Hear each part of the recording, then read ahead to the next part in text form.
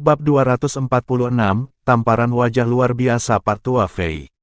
Sekarang pria berhidung bulat itu telah mengeluarkan medali sekte, masalahnya menjadi agak serius. Jiang Chen dan Dan Fei baik-baik saja karena mereka bukan bagian dari sekte, jadi mereka tidak memiliki perasaan khusus terhadap medali itu. Mereka juga tidak berpikir bahwa sekte memiliki hak untuk menekan mereka. Meskipun Ye Rong bukan bagian dari sekte, sulit baginya untuk mengambil sikap keras di depan medali sekte. Zhou Kai dan Tian Shao adalah dari Dragon Teeth Guard, sehingga sikap mereka mirip dengan Ye Rong. Adapun si Xiao Yao dan Fei Xuan, mereka berada di bawah yurisdiksi sekte untuk memulai. Melihat medali sekte sama dengan menetapkan hukum sekte. Jika medali itu berperingkat lebih tinggi, itu hampir secara harfiah akan menghancurkan orang sampai mati. Bahkan seseorang yang galak seperti si Xiao Yao memiliki ekspresi wajah yang berubah ketika dia melihat medali itu. Mulutnya bergerak, tapi dia menatap Jiang Chen dengan lemah dan kemudian menutup mulutnya.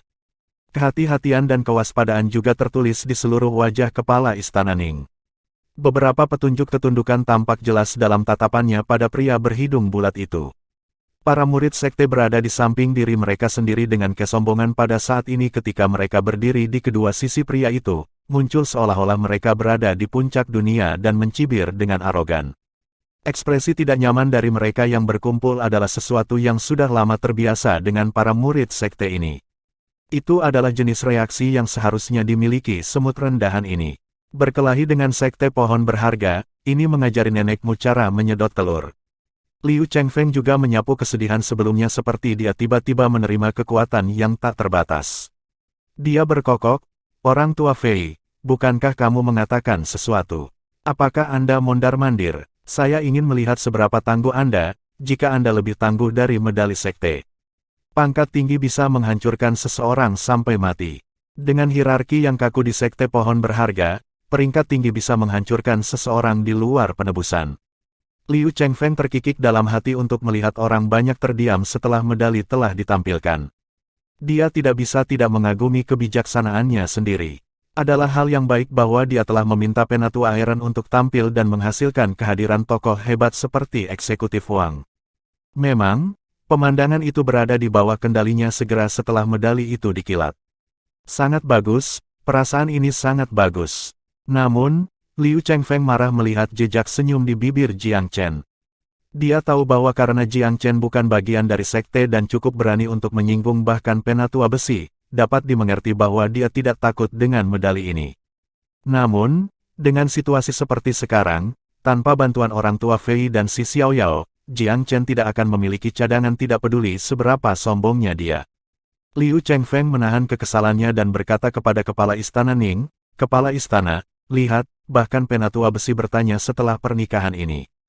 Kalau tidak, mengapa dia mengirim orang perkasa seperti Eksekutif Wang untuk menjadi saksi?" Eksekutif Wang cukup puas dengan sanjungan ini dan berkata dengan angkuh, "Kepala Istana Ning, masalah ini tidak bisa berlarut-larut lagi. Saya harus kembali ke sekte untuk pelatihan setelah masalah ini selesai." Petik 2. Kepala Istana Ning tahu bahwa ini adalah peringatan terakhir eksekutif senior kepadanya. Jika dia terkurung dan mengoceh lebih lama, dia kemungkinan besar akan membuat suaminya marah. Begitu eksekutif senior menjadi murka dan menekannya dengan medali sekte, segalanya akan menjadi sangat rumit saat itu. Dia mungkin kehilangan posisinya paling tidak, atau hidupnya paling buruk. Dia menatap putrinya dengan pasrah. Dia tidak memiliki kekuatan untuk melihat ke arah Jiang Chen sekarang, sangat takut bahwa dia akan tiba-tiba datang dengan sesuatu yang akan memengaruhi posisinya di mata eksekutif senior. Mata Ning Qingyan menjadi merah saat air mata menggenang di matanya. Haha, ini untuk mengatakan bahwa kepala istana Ning tidak keberatan lagi. Liu Chengfeng tertawa terbahak-bahak, dan kemudian menyapukan matanya secara provokatif ke seluruh ruangan. "Kalian semua pasti sudah tidak keberatan lagi, ya. Ini adalah provokasi dan ejekan yang terang-terangan." Wajah lelaki tua Fei tiba-tiba berubah menjadi seringai aneh saat dia memasukkan jarinya ke telinganya untuk mengambil kotoran telinganya, berkata dengan malas, "Liu Chengfeng, apakah kamu secara sepihak mengumumkan kemenanganmu?" Liu Chengfeng mengerutkan kening, "Orang tua Fei, apakah Anda berani membuat masalah lebih lanjut di depan medali sekte?" "Medali? Apakah memiliki medali sekarang? Siapa yang tahu apakah itu asli atau palsu?" Petik 2. Siapa yang berani memalsukan medali sekte? Liu Chengfeng meraung. Eksekutif Wang Yu juga menjentikkan alis. Orang tua, kamu berani menghujat medali sekte. Orang tua Fei tertawa aneh. Medali sekte mewakili sekte, jadi aku tidak berani meremehkannya. Namun, jika kamu akan mengeluarkan medali, setidaknya bawa satu dengan peringkat yang lebih tinggi, oke.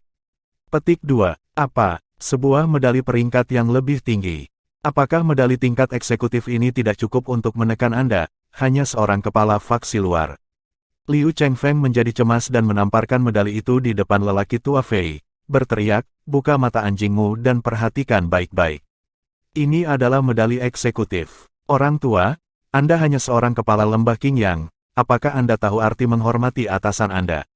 Petik 2. Senyum di bibir lelaki tua Fei tidak berubah saat dia dengan malas melirik ke bawah, menyapu medali itu dengan santai seperti dia sedang menyapu sampah.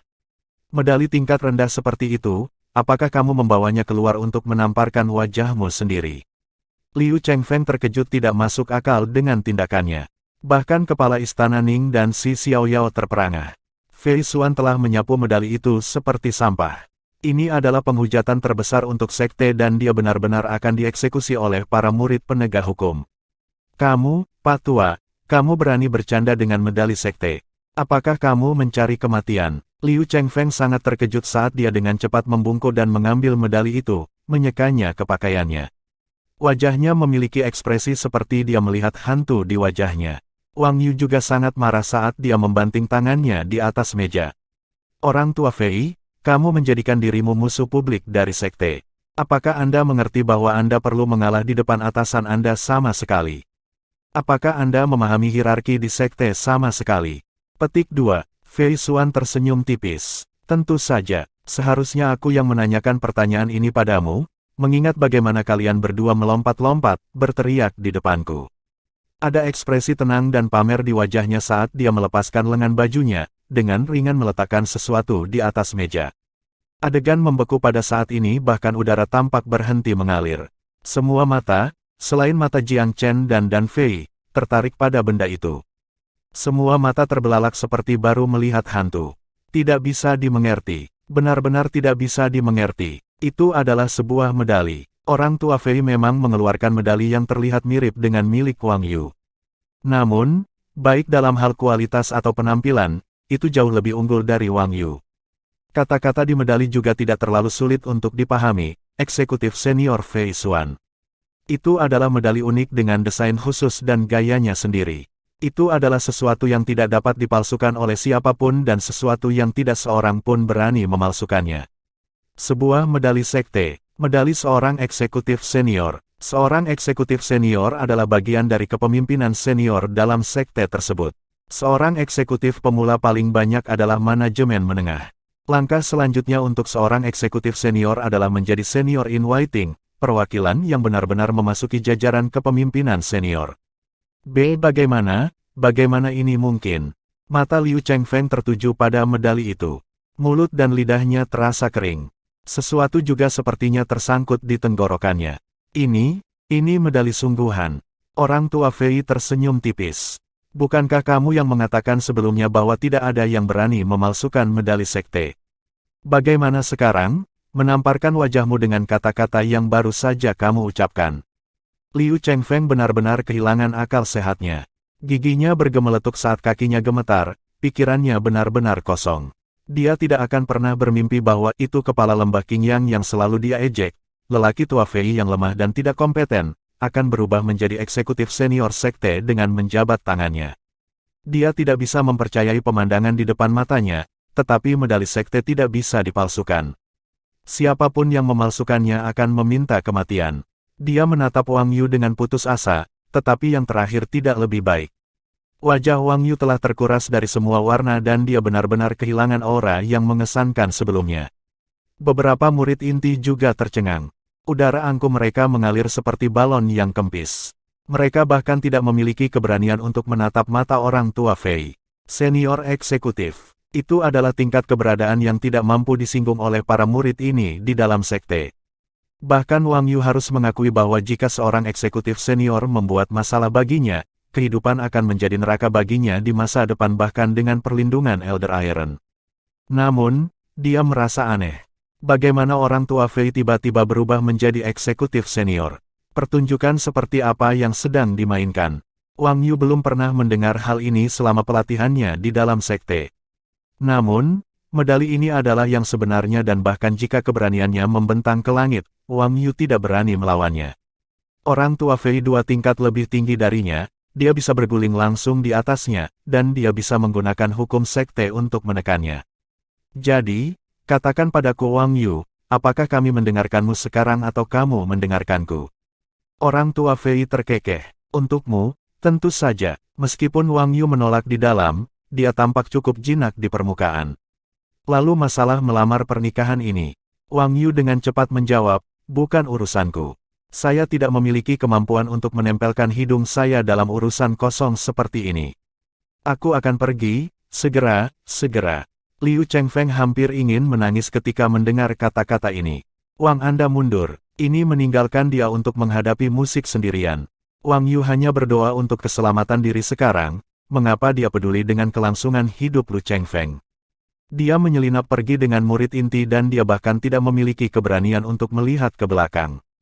Dia hanya memiliki satu pikiran saat ini, dan itu adalah bergegas dan kembali ke sekte untuk memberitahu penatua besi tentang berita ini, untuk memberitahu dia bahwa duri ini sekali lagi kembali ke sekte. Ketika dia melihat Wang Yu melarikan diri, Liu Chengfeng ambruk di kursi. Ekspresinya cukup menunjukkan saat dia sangat ingin bersembunyi di lubang di tanah. Kepala Istana Ning memiliki emosi yang sangat berbeda dari Liu Chengfeng. Kenaikan dan penurunan yang luar biasa ini juga telah membawa emosinya naik roller coaster. Dia hampir tidak bisa mengikuti perkembangan berbagai hal. Si Xiaoyao berpikiran sama dengannya. Ai, tua kakak laki-laki Fei. Anda tahu bagaimana menjaga rahasia baik-baik saja. Kapan Anda dipromosikan menjadi eksekutif senior? Anda berjalan di antara awan sekarang dan tidak memberitahu teman lama Anda. Kepala Istana Ning tersenyum kecut. Sangat jelas siapa yang akan dinikahi putrinya sekarang. Sebuah medali eksekutif senior ada di depannya. Dia tahu tidak ada pilihan lain yang tersedia untuknya bahkan tanpa kata lain. Belum lagi, mereka telah menyebutkan segala macam kata-kata baik sebelumnya. Bab 247, pernikahan sudah selesai. Lelucon melamar pernikahan diselesaikan setelah lelaki tua Fei menunjukkan medalinya. Jika dia tidak mempertimbangkan fakta bahwa dia ada di sini atas nama Qiao Baishi, orang tua Fei bahkan tidak akan membiarkan orang-orang dari Istana Utara pergi dengan mudah.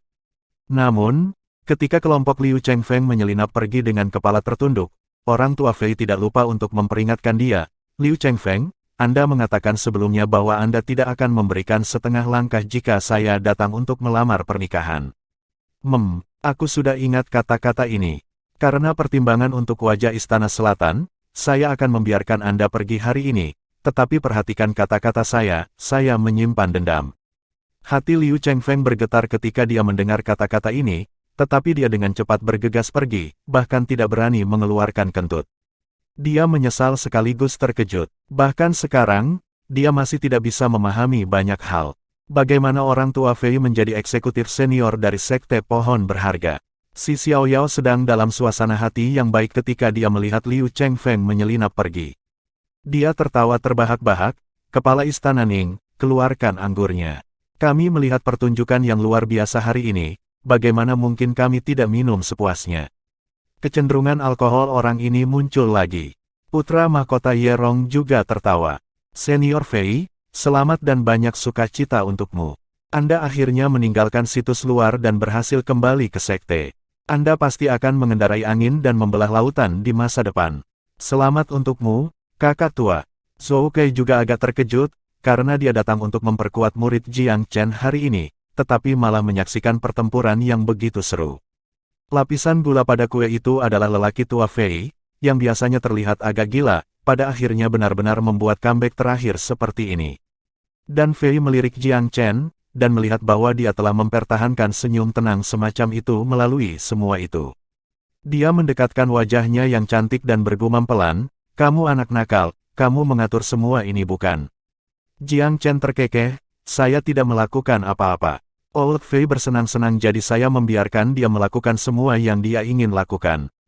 Itu adalah muridnya sendiri yang telah mengusulkan pernikahan, Tetapi karena lelaki tua Fei ingin memanfaatkan situasi ini dengan fasih, Jiang Chen lebih dari senang untuk bersantai dan membiarkan lelaki tua itu melakukan apapun yang dia inginkan. Dia juga tahu bahwa lelaki tua itu ingin memanfaatkan kesempatan ini untuk benar-benar melampiaskan perasaan tertekan dan sedih selama beberapa dekade, dan menikmati momennya di pusat perhatian. Dia juga ingin memanfaatkan Istana Utara untuk memberikan tantangan kepada tuan mereka, Penatua Besi, bahwa dia, Fei Xuan, telah kembali. Fei Xuan secara alami percaya diri ketika dia melakukan semua ini. Dia telah diberi gelar eksekutif senior oleh kepala sekte Xie Tianxu sendiri. Ini karena pil kemurnian pembaruan telah membuat Xie Tianxu sangat berhutang budi kepada Fei Xuan. Pil itu telah memberikan bantuan yang tak ternilai bagi kepala sekte. Bukan karena kepala sekte membutuhkan pil itu, tetapi putranya yang berharga telah mengembara ke penyimpangan kultivasi sekali selama terobosan karena dia terlalu tidak sabar untuk sukses. Xie Tianxu telah menggunakan seninya yang luar biasa untuk menekan putranya dan memastikan bahwa meridiannya tidak rusak, tetapi tidak berdaya untuk melakukan apapun terhadap iblis internal yang telah tinggal di dalam kesadaran putranya. Dari semua obat-obatan roh yang bisa menyapu setan pelatihan Dao bela diri, Sekte Pohon Berharga hanya tahu tentang pil penguasa damai. Orang tua Fei entah bagaimana mengetahui hal ini melalui beberapa saluran, dan telah melihat seutas harapan dalam hal ini, kesempatan baginya untuk kembali ke sekte. Oleh karena itu, dia telah secara obsesif mencari bahan untuk pil penguasa damai selama ini, ingin memperbaiki salah satu pil ini. Namun, bahan untuk pil ini semuanya adalah harta surga dan bumi dan sangat sulit didapat. Tidak sampai Jiang Chen muncul untuk menerangi jalan dan menunjukkan bahwa pil kemurnian pembaruan memiliki efek yang sama dengan kemajuan apapun. Inilah sebabnya mengapa lelaki tua Fei telah melakukan semua yang dia bisa lakukan untuk menjilat Jiang Chen ketika dia mendengar tentang pil kemurnian pembaruan. Usahanya akhirnya terbayar ketika Jiang Chen memberikan resep kepadanya, dan dia akhirnya berhasil menyempurnakan pil setelah banyak trial and error. Dia membawa pil ini ke kepala sekte setelah menggunakan berbagai saluran dan koneksi. Pil ini memang memiliki kemampuan untuk membalikkan hal yang mustahil, karena membantu putra Xie Tianxu mengatasi iblis internalnya. Xie Tianxu secara alami sangat gembira tentang masalah ini dan merasa berhutang budi kepada orang tua Fei. Ketika dia mendengar tentang keadaan orang tua Fei, dan mengetahui bahwa dia pernah menjadi murid jenius tetapi telah disingkirkan oleh keluarga besi, itu semakin memperkuat gagasannya untuk memanfaatkan Fei Xuan dengan baik. Lagi pula, di dalam sekte sekarang, kepala sekte mewakili keluarga Xie, sedangkan yang pertama di antara para tetua sekte yang terhormat adalah dari keluarga besi. Ini adalah dua kekuatan besar dalam sekte. Meskipun kedua kekuatan itu tidak terlibat dalam konflik terbuka, pertikaian terselubung terjadi di antara keduanya. Karena dia adalah seseorang yang ditindas oleh keluarga besi, tidak ada alasan bagi Xie Tianxu untuk tidak menghargai orang tua Fei dengan tinggi. Bahkan lelaki tua Fei sendiri tidak menyangka bahwa nasibnya akan berbalik begitu cepat, begitu tiba-tiba, dan begitu menyeluruh. Melihat semua orang memberi hormat padanya dengan anggur, dia buru-buru melambaikan tangannya. Orang tua ini tidak akan mengalihkan perhatian dari karakter utama hari ini. Bai Xi dan Qing Yan adalah bintang hari ini, sementara kami hanyalah pemeran pendukung.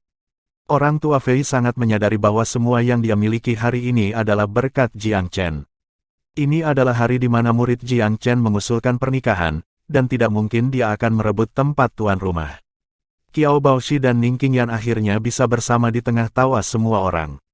Jiang Chen tersenyum, kepala istana Ning, sulit bagimu untuk membesarkan seorang putri. Meskipun saya masih muda, saya menghargai kesulitan menjadi orang tua. Bai Xi hanya memiliki saya di kerajaan Sky Laurel, jadi atas nama pihak mempelai pria, saya menawarkan resep pil musim semi abadi 4 musim sebagai hadiah pertunangan.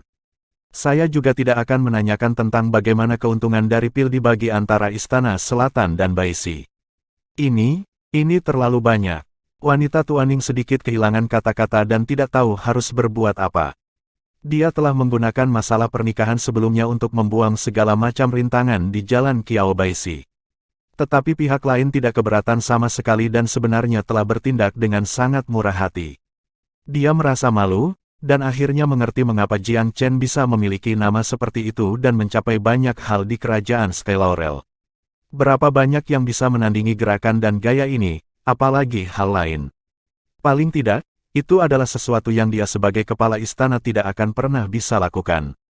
Si Xiao Yao tertawa terbahak-bahak, "Kepala istana Ning, aku agak iri padamu karena memiliki putri yang begitu baik." "Ai, Tuan Muda Chen, saya juga punya anak perempuan, apakah Anda memiliki murid yang belum menikah lagi?"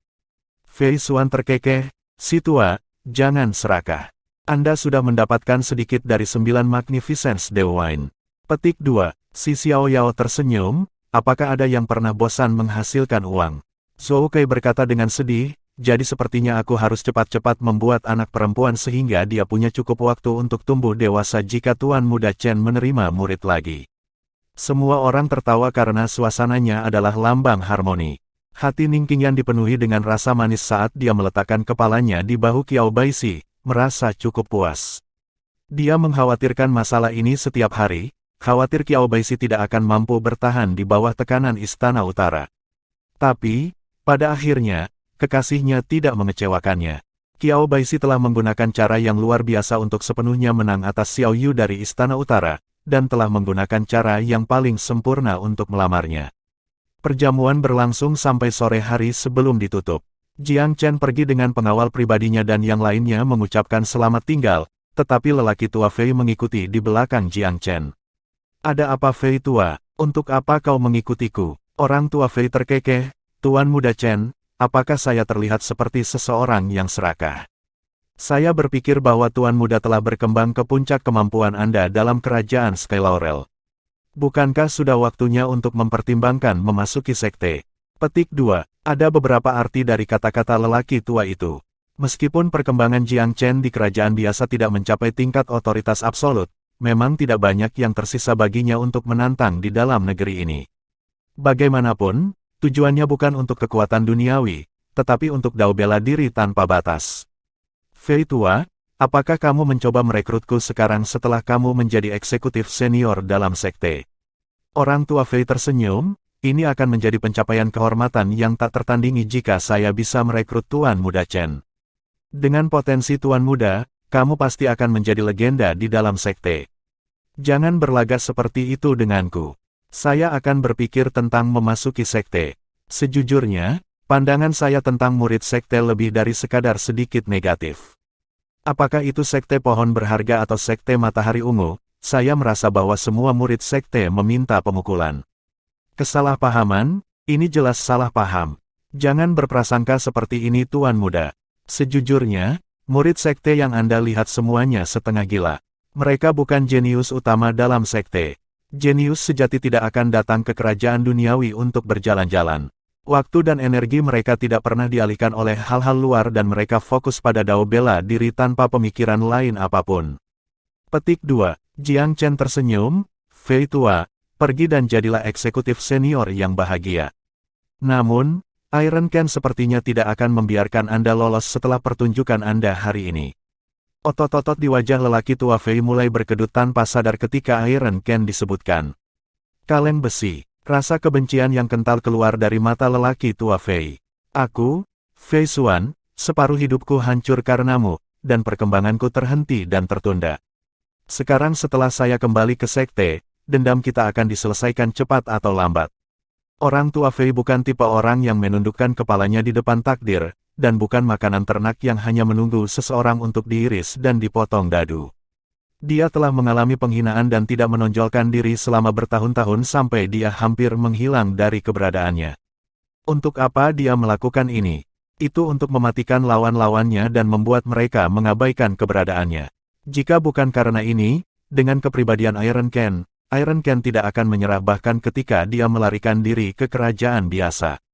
Tentu saja, Iron Ken tidak mengirim siapapun untuk membunuh lelaki tua Fei bukan karena rasa bersalah yang tersisa dan bukan karena lelaki tua Fei tidak menonjolkan diri.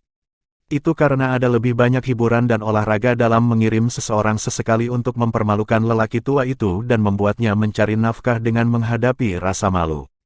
Jelas bahwa Iron Ken tidak pernah berpikir bahwa lelaki tua Fei akan memiliki kesempatan untuk kembali suatu hari nanti.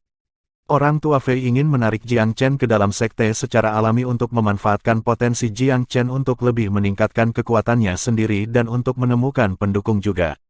Dengan pemahaman orang tua tentang Jiang Chen, dia pasti akan naik ke puncak dengan satu tindakan yang menakjubkan begitu dia memasuki sekte tersebut. Dan jika dia bertindak sebagai mak comblang dan memungkinkan kepala sekte untuk bertemu Jiang Chen sedini mungkin, maka jika Jiang Chen menjadi favorit kepala dan bahkan murid sejatinya, maka lelaki tua Fei akan benar-benar menjadi setara dengan Iron Ken.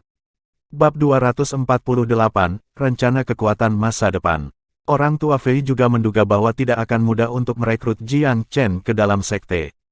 Masalah ini harus didekati secara perlahan. Dia tidak terburu-buru untuk merekomendasikan Jiang Chen kepada kepala sekte. Bagaimanapun, dia telah diasingkan dari jantung kekuatan sekte selama beberapa dekade.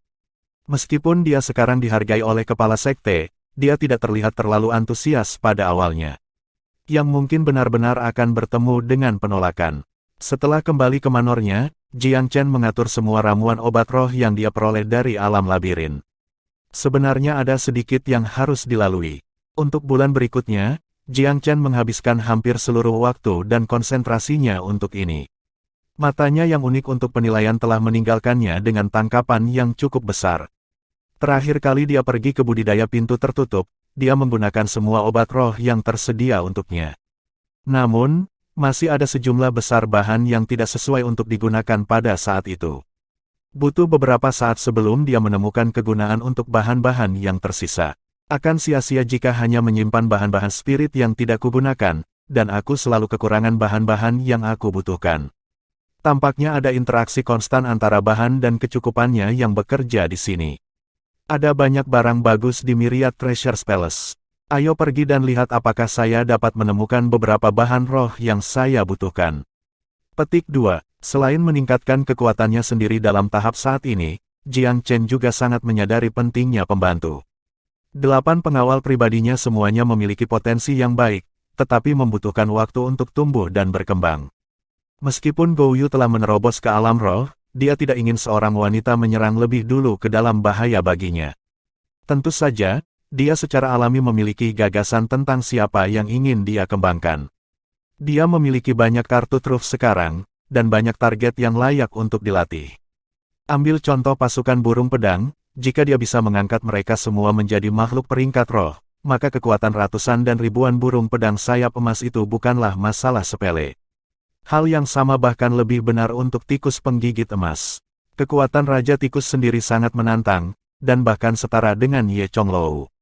Bahkan mengesampingkannya, beberapa keturunannya juga cukup kuat, sebanding dengan tingkat praktisi alam roh bumi manusia.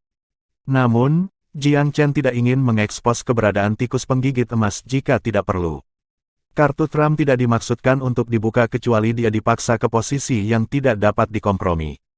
Selain tikus penggigit emas dan burung pedang sayap emas, yang paling berpotensi sebenarnya adalah 2 bayi monster ape bulan perak. Jiang Chen telah menggunakan beberapa metode khusus untuk menguji warisan garis keturunan dari 2 bayi yang dia bawa keluar dari alam labirin. Meskipun dia tidak dapat membuat kesimpulan yang pasti, dia relatif yakin bahwa mereka memiliki potensi yang luar biasa. Yang terpenting, monster ape Silver Moon ini dilahirkan ke dalam peringkat roh, dan sudah berada di alam roh tingkat pertama sebagai bayi. Mereka terlalu kecil dan tidak memiliki kesempatan untuk mengembangkan kemampuan bertarung mereka sebelum mereka diculik oleh Jiang Chen. Dari pandangan singkatnya melalui bahan-bahan roh yang menyertainya di gua mereka, Jiang Chen bisa mengumpulkan sedikit karakteristik garis keturunan mereka.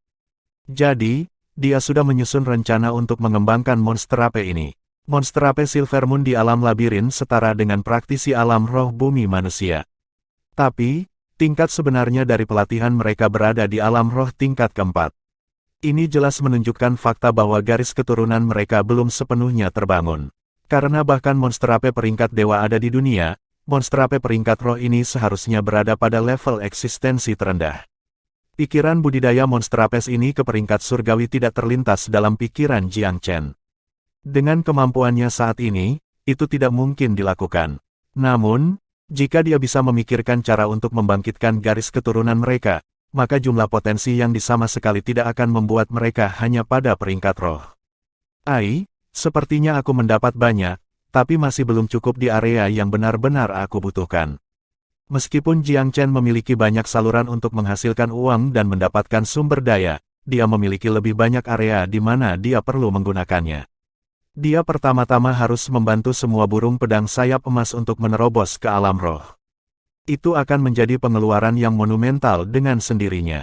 Membesarkan dua monster ape akan lebih seperti jurang maut. Jiang Chen tidak dapat menghitung berapa banyak ini. Sayang sekali aku lupa memeras sejumlah besar uang dari orang tua Fei. Sekarang dia memiliki posisi yang agak tinggi di sekte itu, dia pasti orang kaya. Saya harus memastikan untuk mendapatkan beberapa konsesi yang bagus darinya lain kali saya melihatnya. Petik 2. Jiang Chen sebenarnya tidak perlu menipu apapun dari orang tua Fei sama sekali. Nilai resep untuk Renewal Purity Pill berada pada skala beberapa kota. Setelah masuk ke produksi massal, keuntungannya akan cukup bagi Jiang Chen untuk menghilangkan kekhawatiran tentang pengeluarannya selama beberapa tahun ke depan. Namun, bahkan jika orang tua Fei hidup bertentangan dengan konvensi, dia tidak berani melakukannya tanpa persetujuan Jiang Chen. Lagi pula, meskipun Jiang Chen telah mewariskan resep kepadanya, dia tidak mengatakan bahwa lelaki tua Fei dapat melakukan apapun yang dia inginkan dengannya. Orang tua Fei sangat menyadari apa yang bisa atau tidak bisa dia lakukan. Aku harus mempertimbangkan secara menyeluruh untuk menggunakan pil kemurnian pembaruan itu lain kali aku melihat lelaki tua Fei untuk memenuhi kebutuhan mendesak yang ada. Jiang Chen sekarang telah memutuskan untuk melakukan perjalanan ke Myriad Treasures Palace dan menukar sejumlah besar bahan roh yang tersisa untuk beberapa kebutuhan. Monster Apes tidak akan dibangkitkan dalam satu hari atau satu malam, jadi Jiang Chen tidak terburu-buru. Tapi kawanan Goldwing Swordbird telah melalui suka dan duka dengan Jiang Chen, jadi dia secara alami tidak akan menyerah pada mereka. Dia khawatir menyebabkan keributan ketika dia datang ke ibu kota, dan hanya membawa beberapa bersamanya, meninggalkan sebagian besar di pinggiran. Ketika Jiang Chen mengingat masalah ini, dia memutuskan untuk mengunjungi Tian Shao sebelum menuju ke istana. Selama dia memperoleh token penerbangan, burung pedang sayap emas ini akan dapat secara legal melintasi perbatasan tanpa batasan sedikitpun. Ada hampir 1000 dari mereka, tetapi Jiang Chen percaya bahwa ini tidak akan menjadi masalah sama sekali bagi penjaga Dragon Teeth. Ketika dia tiba di pintu markas Dragon Teeth Guard, dia kebetulan bertemu dengan Tang Long, yang akhir-akhir ini bersemangat dan bersemangat. Tuan Muda Chen, apa yang kamu lakukan di sini? Tang Long dengan cepat berjalan memberi salam ketika dia melihat Jiang Chen, keterkejutan dan kegembiraan tertulis di wajahnya. Tang Tua, apakah Jenderal Tian Anda ada di dalam? Oh ya, tentu saja. Tang Long buru-buru mengangguk. Jenderal Tian telah meninggalkan instruksi bahwa jika Tuan Muda Jiang datang, tidak diperlukan pemberitahuan. Anda bisa langsung masuk. Tuan Muda, izinkan saya membawa Anda masuk. Petik 2. Baik. Jiang Chen tersenyum tipis dan tidak menyurutkan semangat Tang Long. Mereka yang bertugas dengan Tang Long semuanya sangat gelisah dan kagum ketika mereka melihat Jiang Chen. Ketika mereka melihat betapa akrabnya Tang Long dengan Jiang Chen, ekspresi kekaguman dan kecemburuan muncul di mata mereka. Jiang Chen saat ini adalah legenda kerajaan Sky Laurel, dan idola semua anak muda. Dunia Dao bela diri memuja yang kuat dan berbakat. Jiang Chen tidak diragukan lagi memenuhi gambar ini. Seorang jenius muda berjuang melawan kekuatan yang tidak dapat diatasi sendirian, ini sepenuhnya memenuhi fantasi banyak praktisi Dao bela diri. Jiang Chen tidak mengudara saat dia mengikuti Tang Long dengan sedikit senyum di wajahnya. Tian Shao sama-sama senang melihat Jiang Chen. Tuan Muda Chen, apa yang membawamu ke sini hari ini? Silakan duduk, duduk. Tian Tua, aku datang untuk meminta bantuanmu kali ini. Tuan Muda Chen, Anda menyiksa saya dengan pembicaraan seperti ini. Urusan Tuan Muda adalah urusanku. Apa maksud dari meminta bantuanku ini? Tian Shao tidak sopan. Dia adalah pria yang lugas dan hanya Jiang Chen yang layak untuknya mengucapkan kata-kata seperti itu. Orang biasa tidak akan memiliki hak untuk membuat Tian Shao mengucapkan kata-kata seperti ini. Jadi saya punya sekawanan Goldwing Swordbird, Jiang Chen benar-benar menjelaskan masalah ini. Tian Shao merenung sejenak setelah mendengarkan, Tuan Muda, token penerbangan adalah masalah kecil, tetapi untuk menghasilkan 1000 dari mereka bisa sedikit sulit. Dengan tingkat otorisasi saya sebagai jenderal, lusinan atau ratusan tidak masalah. Tetapi angka yang mencapai ribuan akan membutuhkan persetujuan dari Wakil Direktur Zhou. Zhou Kai, ya memang, Tuan Muda Chen, Wakil Direktur Zhou selalu ingin menjalin persahabatan denganmu. Saya yakin tidak akan ada masalah dengan masalah ini jika Anda membicarakannya dengannya. Tian Shao tersenyum. Bagaimana kalau aku membawamu padanya sekarang? Wakil direktur ada di sini. Petik 2. Jiang Chen tidak menolaknya dan mengangguk, tentu. Zhou Kai sekarang benar-benar wakil direktur pertama di Dragon Teeth Guard sekarang. Tanpa saingan besarnya, Yang Zhao, dia sedang berada di puncak kesuksesan dan telah menghapus semua hal negatif dan kesedihan sebelumnya. Dia akhirnya memahami beberapa kekuatan dan citra yang seharusnya dimiliki oleh wakil direktur pertama. Oleh karena itu, Zhou Kai merasa sangat berterima kasih kepada Jiang Chen. Kalau tidak, dia tidak akan secara sukarela bergabung dengan rombongan untuk melamar. Ketika dia melihat Tian Shao membawa Jiang Chen untuk berkunjung, Zhou Kai terkejut dan hampir kewalahan dengan kehormatan ini. Bahkan Zhou Kai merasa perasaannya agak aneh. Bagaimanapun, dia adalah wakil direktur pertama dari Dragon Teeth Guard, posisinya tinggi dan pengaruhnya besar. Identitas sejati Jiang Chen hanyalah bangsawan peringkat kedua tanpa kekuatan sejati sama sekali. Namun sikapnya tanpa disadari telah menempatkan Jiang Chen pada posisi yang lebih unggul. Wakil Direktur Zhou Kai, Tuan Muda Chen memiliki beberapa hal di sini di mana saya tidak dapat membuat keputusan. Oleh karena itu, saya harus memenangkan Wakil Direktur untuk memutuskan, Tian Shao menjelaskan masalah itu. Zhou Kai tidak ragu sama sekali setelah mendengarkan, apa yang tidak memungkinkan untuk masalah kecil seperti ini. Tian Shao, saya setuju, cepat dan awasi pembuatan token penerbangan. Tuan Muda Chen, apakah ada hal lain? Jiang Chen tidak menyangka bahwa Zhou Kai akan begitu akomodatif dan tersenyum. Saya sudah merasa malu dengan satu hal. Wakil Direktur Zhou adalah orang yang tegas. Tolong jangan ragu untuk memberitahu saya jika ada masalah yang dapat saya bantu di masa depan. Petik 2. Jiang Chen tidak pernah menjadi orang yang pelit kepada teman-temannya. Karena Zhou Kai begitu cepat dalam menyerap, dia jelas seseorang yang bisa berteman dengan Jiang Chen. Zhou Kai dalam hati gembira ketika dia mendengar kata-kata Jiang Chen. Dia telah mencari kesempatan yang baik untuk meningkatkan hubungannya dengan Jiang Chen, dan tidak menyangka bahwa kesempatan ini akan datang begitu cepat. Dia secara alami cukup senang bisa melakukan sesuatu untuk Jiang Chen dan membuat Jiang Chen berutang budi padanya. Saya sudah lama mendengar reputasi Tuan Muda Chen. Penjaga Dragon Teeth kami telah menjalin persahabatan dengan Tuan Muda melalui percakapan melalui tinju kami. Jiang Chen terkekeh, saya meminta pengampunan Wakil Direktur Zhou juga. Saya tidak selalu menangani hal-hal dengan baik di masa lalu. Petik 2. Jangan katakan apa-apa tentang Tuan Muda, penjaga Dragon Teeth kami selalu menjadi organisasi yang rasional. Semua itu adalah hasil dari binatang bodoh Lu Wuji itu. Dia memprovokasi Anda dan membuat masalah bagi penjaga, itu tidak ada hubungannya dengan Anda. Zhou Kai buru-buru berkata, haha, Wakil Direktur, mari kita lupakan dendam masa lalu.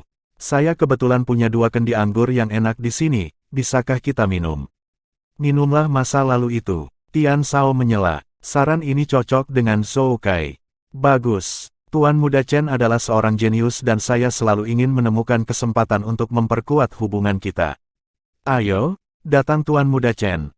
Tidak peduli seberapa sibuknya Anda hari ini, Anda harus minum-minum dengan Wakil Direktur. Tian Shao menarik lengan Jiang Chen dan berjalan keluar. Bab 249, Kakek dan Cucu Misterius muncul lagi. Jiang Chen tidak keberatan dengan sosialisasi semacam ini, tetapi dia mengulurkan tangan untuk menghentikan Tian Shao ketika dia pergi untuk mengambil anggur. Tian tua, anggur jenis apa yang kamu miliki? Anda harus minum milik saya jika menyangkut anggur. Jiang Chen mengeluarkan 2 kendi dari cincin penyimpanannya.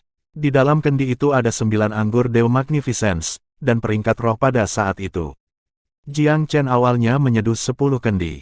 Dia telah memberikan 2 kepada si Xiao Yao dan 1 lagi untuk Ye Chonglou selama perjamuan ulang tahunnya. Dia menyimpan sisanya dan tidak meminumnya. Karena mereka akan minum anggur, Jiang Chen tentu saja tidak akan ragu untuk mengeluarkan beberapa kendi lagi. Ini, mungkinkah ini 9 Magnificence Dew Wine? Mata Tian Shao menatap lekat ke kendi anggur. Dia menemani Ye Rong ke perjamuan guru hari itu, dan kejadian hari itu cukup mengejutkan Tian Shao. Justru kendi anggur inilah yang memungkinkan hadiah mereka terpilih sebagai yang terbaik di perjamuan, memenangkan Tian Shao kesempatan untuk mengajukan 1 pertanyaan kepada tutor. Tian Shao akan mengingatnya selama sisa hidupnya. Hari itu begitu berkesan. Itu benar, ini adalah anggur 9 keagungan Dew. Namun, itu tidak pada tingkat yang sama dengan yang ada di pasar. Ini adalah versi peringkat roh. Bahan-bahannya cukup mahal, proses membuatnya lebih membosankan, dan kesulitan untuk membuatnya lebih dari 10 kali lipat dari membuat versi peringkat fana. Petik 2. Versi peringkat roh. Mata Zhou Kai berbinar. Meskipun dia bukan pecandu alkohol seperti si Xiaoyao, dia masih menantikan isi cangkirnya. Terutama setelah si Xiaoyao membual, sepanjang perjalanan kembali dari perjalanan untuk melamar pernikahan, bahwa pengalamannya dalam mencicipi peringkat roh 9 Magnificence Dew Wine adalah sesuatu yang terpatri di hatinya selama sisa hidupnya, dan pada tingkat yang sama sekali berbeda dari versi peringkat fana. Zhou Kai juga telah membeli dan mencicipi peringkat fana sebelumnya. Di dalam hatinya, itu adalah raja yang tak tergantikan di antara anggur. Namun, setelah mendengarkan pujian si Xiaoyao, Zhou Kai sangat mendambakan anggur versi peringkat roh dan memikirkannya siang dan malam. Siapa yang mengira bahwa kesempatan untuk mencicipinya akan muncul begitu tiba-tiba hari ini? Mereka tidak dapat menemukan cangkir tanaman merambat kuno dalam waktu sesingkat itu, jadi mereka hanya bisa menggunakan cangkir kayu sebagai penggantinya. Namun, jika seseorang segera menuangkan dan meminum anggur peringkat roh, itu tidak akan terlalu memengaruhi ki roh yang terkandung di dalam anggur. Ekspresi Zhou Kai dan Tian Shao membeku saat anggur peringkat roh turun ke tenggorokan mereka. Sensasi luar biasa yang belum pernah mereka alami sebelumnya segera menyelimuti tubuh mereka. Pada saat itu, mereka tiba-tiba mengerti mengapa si Xiaoyao terus-menerus menyombongkan diri di sepanjang jalan, dan mengapa dia mengatakan bahwa versi peringkat fana tidak dapat menyamai versi peringkat roh sama sekali. Itu memang tidak bisa diukur sama sekali, mereka berada di level yang sama sekali berbeda. Keduanya tidak berbicara untuk waktu yang lama setelah anggur menetap di perut mereka. Zhou Kai menghela nafas, anggur ini seharusnya hanya ada di surga. Berapa kali kita bisa merasakan ini di alam fana? Tuan Muda Chen, jika anggur ini dijual di pasar, itu akan mendapatkan harga yang tidak terbayangkan. Tidak heran guru terhormat akan mengatakan bahwa hadiah ini adalah yang pertama di antara mereka sepanjang hari itu. Tutor terhormat memang memiliki pandangan yang berbeda untuk penilaian dari orang lain, dan itu bukan sesuatu yang bisa kita ukur. Tian Shao menghela nafas dengan emosi. Zhou Kai dan Tian Shao tidak bertindak dengan anggun setelah itu karena mereka berdua minum cangkir demi cangkir, benar-benar membersihkan kedua kendi dan tidak meninggalkan setetes pun. Jiang Chen juga cukup puas melihat mereka berdua bersenang-senang. Bagaimanapun, itu adalah hal yang menggembirakan bahwa teman-temannya akan dengan senang hati meminum anggur yang telah dia buat. Setelah minum, Zhou Kai menggunakan mabuknya sebagai alasan untuk tertawa. Tuan Muda Chen, saya mendengar kakak laki-laki Fei menyebutkan di perjamuan lamaran pernikahan Istana Selatan bahwa 9 anggur embun keagungan, pil karma surgawi, dan pil musim semi abadi 4 musim semuanya datang dari Anda. Saya pulang ke rumah dan membual tentang hal itu kepada wanita saya, tetapi akhirnya menyebabkan dunia masalah. Saya agak ragu untuk pulang ke rumah setiap hari sekarang, dan cukup pusing tentang berbagai hal. Petik 2. Oh, kakak Zhou, apa yang membuatmu mengatakan ini? Jiang Chen tersenyum ketika melihat Zhou Kai sedikit melebih-lebihkan. Ai, ini salahku karena menjadi pengomel dan menyebutkan pil musim semi abadi 4 musim. Ketika wanita saya mendengar bahwa penampilan Elderning menjadi setidaknya 10 tahun lebih muda setelah minum pil, dia benar-benar gila dan bertanya kepada saya tentang hal itu siang dan malam. Dia membawa masalah ini kepadaku setiap kali aku pulang ke rumah akhir-akhir ini. Tuan Muda Chen, Anda memberikan resepnya ke Istana Selatan. Apakah Anda tahu kapan mereka bisa memproduksinya secara massal? Jiang Chen tersenyum saat dia mengerti maksud Zhou Kai. Itu adalah hal yang baik bahwa masih ada beberapa pil sisa dari saat dia menyempurnakan pil musim semi abadi 4 musim terakhir kali. Meskipun dia kehabisan pil peringkat atas, masih ada beberapa pil peringkat menengah yang tersisa. Dia segera mengeluarkan satu. Kakak Zhou, Istana Selatan mungkin akan membutuhkan sedikit waktu untuk mulai menjualnya di pasar. Tapi kebetulan saya punya satu tersisa dan menawarkannya sebagai hadiah untuk istri Anda. Ini hanya tanda kecil untuk menunjukkan rasa hormat saya kepada Anda. Petik 2. Jiang Chen tidak terlalu memikirkan pil semacam ini. Mereka seperti buah dan kacang baginya, tanpa sedikit pun nilai. Jika dia bisa membalas budi seseorang dengan memberi mereka salah satu dari ini, lalu mengapa tidak? Zhou Kai menjadi sedikit bingung, bagaimana saya bisa menerima ini? Ini bernilai beberapa kota, saya tidak bisa menerimanya. Bagaimana kalau aku membayarnya? Tian Shao tersenyum, Wakil Direktur Zhou, Tuan Muda Chen cukup baik kepada teman-temannya. Jika dia mengatakan dia ingin memberikannya kepada Anda, dia akan menjadi tidak senang jika Anda mencoba memberinya uang untuk itu. Petik 2. Tian Tua masuk akal. Kakak Zhou, Anda memperlakukan saya sebagai teman dan membantu saya dengan masalah besar. Anda berbicara tentang uang untuk pil belaka. Anda meremehkan saya. Petik 2. Zhou Kai terkekeh saat dia akhirnya menerima pil di bawah gurauan Jiang Chen dan Tian Shao. Meskipun Zhou Kai sangat dihormati dan berpengaruh di dalam Dragon Teeth Guard, dia menduduki peringkat kedua di rumah. Istrinya adalah bos sebenarnya di rumah. Memikirkan bisa membawa pulang pil itu dan membuat istrinya bahagia, dan bisa berbicara dengan tegak di depannya dan membuatnya melayaninya, hati Zhou Kai melonjak liar. Dia tidak sabar untuk pulang, dan berdiri dengan bangga. Setelah mereka mengakhiri sesi minum mereka, Jiang Chen tiba-tiba teringat sesuatu dan menarik Tian Shao ke samping, memberinya kendi lagi. Tian Tua, berikan kendi ini kepada Direktur Umum untukku. Meminum anggur 9 keagungan embun di penjaga Dragon Teeth cepat atau lambat akan sampai ke telinga Sang Guan Yi, dan fakta bahwa itu adalah wakil direktur dan jenderal yang mencicipinya. Ini adalah masalah kecil, tetapi tidak ada gunanya mengabaikan Direktur Umum. Jiang Chen sendiri tidak takut pada apapun, tetapi Tian Shao tetap bekerja untuk Sang Guan Yi. Sebotol anggur akan bertindak sebagai pelumas untuk hubungan mereka. Setelah meninggalkan Dragon Teeth Guard, Jiang Chen melakukan perjalanan ke Myriad Treasures Palace dan menyerahkan banyak ramuan roh kepada mereka, menjadikannya transaksi bisnis yang agak besar. Jiang Chen menukar sebanyak mungkin barang yang dia butuhkan dari istana, dan meminta istana untuk menjual semua yang tersisa.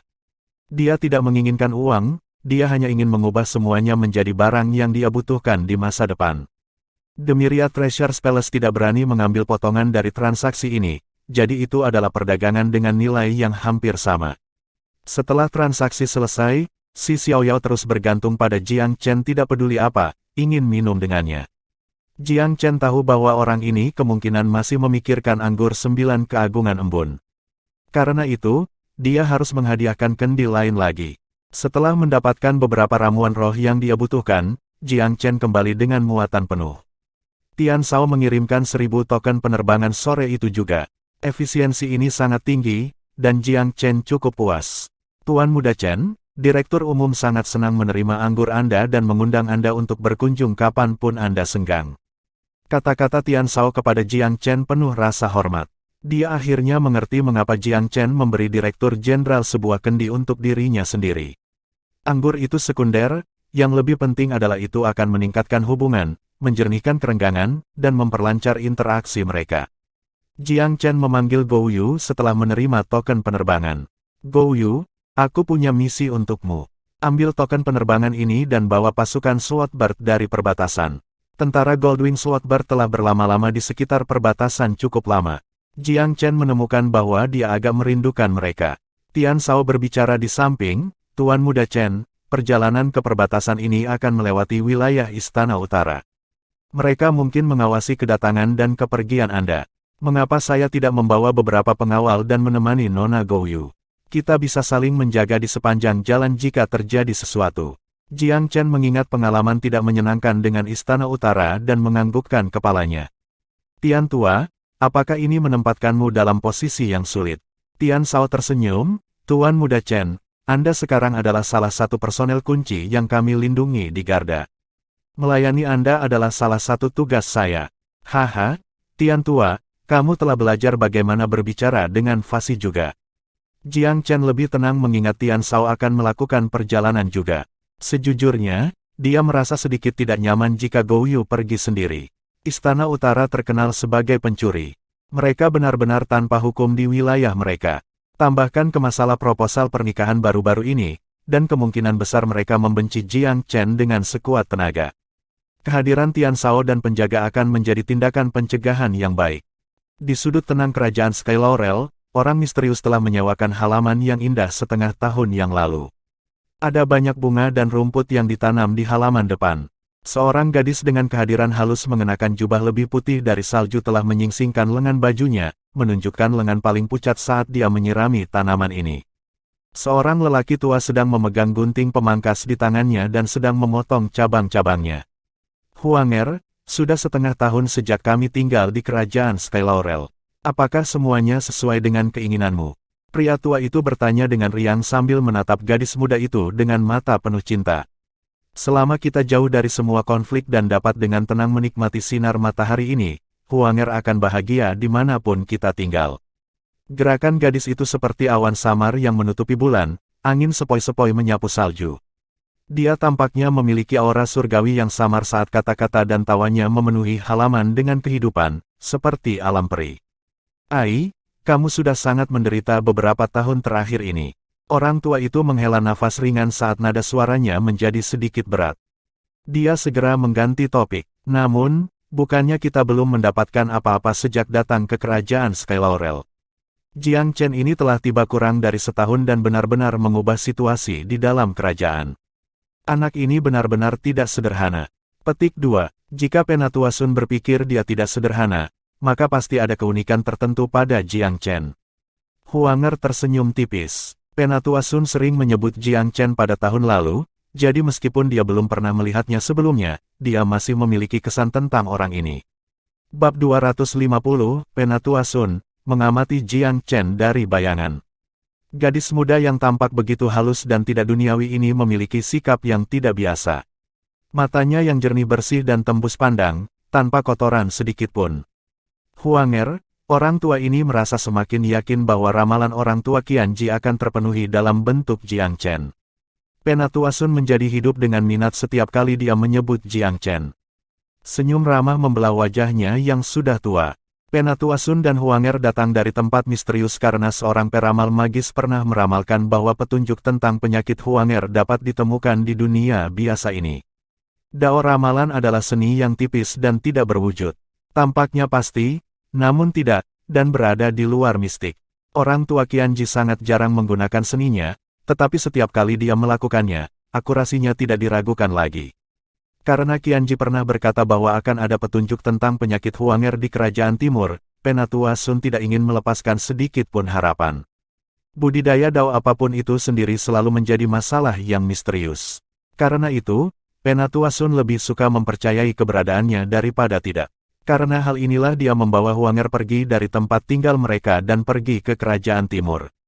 Meskipun ramalan tentang mereka yang dapat menemukan petunjuk paling sederhana tentang penyakit Huanger di kerajaan timur terus terang tampak menggelikan di permukaan. Bagaimanapun, dunia tempat Penatua Sun dan Huanger tinggal begitu, jauh lebih kuat daripada kerajaan duniawi ini. Mereka sama sekali tidak berada pada tingkat keberadaan yang sama. Jika bahkan dunia tempat mereka tinggal tidak dapat menyelesaikan penyakit Huanger, bagaimana mungkin mereka menemukan petunjuk di kerajaan biasa? Tidak ada orang lain yang akan mempercayainya, tetapi Penatua Sun bukanlah orang biasa. Semakin besar yang ada di dunia bela diri Dao, semakin seseorang mengerti dan tahu bahwa terkadang, tikungan takdir yang aneh akan terjadi sesuai dengan peraturan surgawi. Meskipun kerajaan duniawi ini lemah dan tidak berarti, ini tidak berarti bahwa tidak ada petunjuk yang akan muncul di sini. Dalam hukum alam, dunia mengambil dari yang melimpah untuk mengisi kekurangan. Penatua Sun telah menunjukkan beberapa tangan di aula penyembuhan dan mendapatkan posisi ahli residen.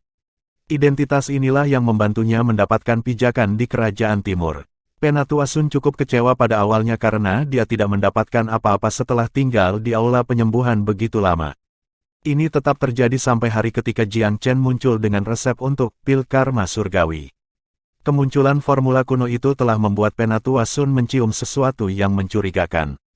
Orang harus tahu bahwa resep kuno cukup berharga bahkan di bekas kediaman Penatua Sun. Untuk itu muncul di kerajaan duniawi, itu adalah sesuatu yang langka untuk dilihat dalam 100, atau bahkan 1000 tahun. Sejak saat itu, Penatua Sun telah memperhatikan Jiang Chen, dan menyematkan sedikit harapan ini pada Jiang Chen. Penampilan Jiang Chen setelah itu semakin menarik perhatian Penatua Sun. Serangan balik dan tamparan wajahnya di perjamuan yang diadakan oleh Duke of Soaring Dragon, membalikkan keadaan di ujian dasar, melonjak menjadi cemerlang dalam ujian naga tersembunyi, dan mengejutkan surga ketika dia menekan pemberontakan naga melonjak. Rangkaian peristiwa ini terjadi dalam waktu singkat. Benar-benar luar biasa bahwa mereka akan muncul di sekitar putra seorang duke yang memulai dari tempat rendah di dunia ini. Pasti ada sesuatu di balik semua kelainan ini. Penatua Sun telah melihat banyak hal, dan dia mengamati bahwa Jiang Chen adalah titik kesamaan dalam semua ini.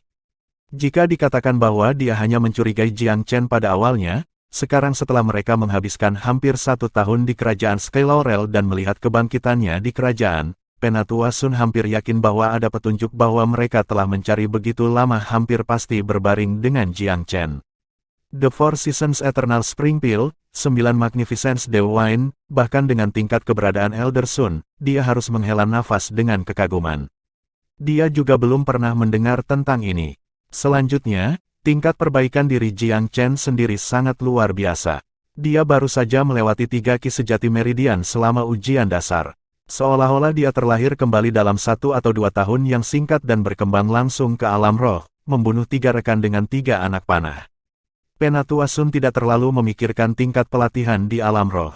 Apa yang mengejutkan Penatua Sun adalah tingkat peningkatan Jiang Chen, dan tingkat potensi dan karisma yang dia tunjukkan. Penatua Sun melihat pada pemuda ini potensi yang jauh melampaui batas kerajaan duniawi ini. Meskipun potensi dan kekuatan anak-anak muda di dunia Penatua Sun jauh melebihi orang-orang dari kerajaan duniawi ini, Jiang Chen setara di beberapa bidang, seperti sikapnya, dan bahkan melebihi dunianya di bidang lain. Hehe, anak Jiang Chen ini semakin menarik. Dilihat dari niatnya, dia tampaknya tidak begitu antusias memasuki sekte pohon berharga. Saya agak penasaran dengan apa yang dipikirkan oleh seorang pemuda dari kerajaan biasa. Berbicara secara logis, seorang pemuda sekaliber ini harus dipenuhi dengan kerinduan terhadap apa yang disebut sekte tersembunyi. Namun, saya tidak melihat itu sama sekali pada Jiang Chen. Emosi bingung bisa terdengar dalam nada suara Penatua Sun. Gadis muda bernama Huanger tertawa pelan, "Penatua Sun, kaum muda bangga dan tak terkendali. Ada banyak di tempat kami yang tidak suka memasuki sekte." Penatua Sun tersenyum sedih, kebanyakan orang seperti itu adalah jenius yang tak tertandingi atau idiot yang sangat percaya diri. "Huanger, menurutmu tipe apa Jiang Chen?" Huanger memiringkan kepalanya ke samping dan berpikir sejenak sebelum berkata, dia mungkin dianggap jenius di antara 16 kerajaan. Huanger telah mendengar Penatua Sun menyebut Jiang Chen hampir setiap hari dalam 1 tahun terakhir. Penatua Sun akan menyelidiki secara menyeluruh apapun yang terjadi pada Jiang Chen dan kemudian sepenuhnya menyampaikan semuanya padanya. Dengan cara ini, meskipun Huanger belum pernah bertemu Jiang Chen, tetapi dia kurang lebih memiliki citra kabur tentang dia selama setahun. Dia tidak tahu Jiang Chen dan tentu saja tidak akan memiliki prasangka terhadap dia. Meskipun dia memiliki beberapa kata untuk dikatakan tentang beberapa cara dia menangani berbagai hal, dengan temperamen dan pengasuhannya, dia tidak akan memandang rendah seorang pemuda yang dipuji Penatua Sun karena beberapa detail kecil.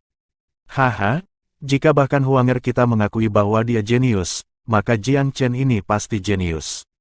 Penatua Sun bertepuk tangan dengan keras dalam tawa. Penatua Sun, dengan tingkat perhatianmu, bahkan jika dia bukan seorang jenius, dengan kemampuanmu untuk mengubah batu menjadi emas, kamu akan dapat mengubahnya menjadi jenius yang paling unggul di antara 16 kerajaan jika kamu memberinya sedikit saja petunjuk.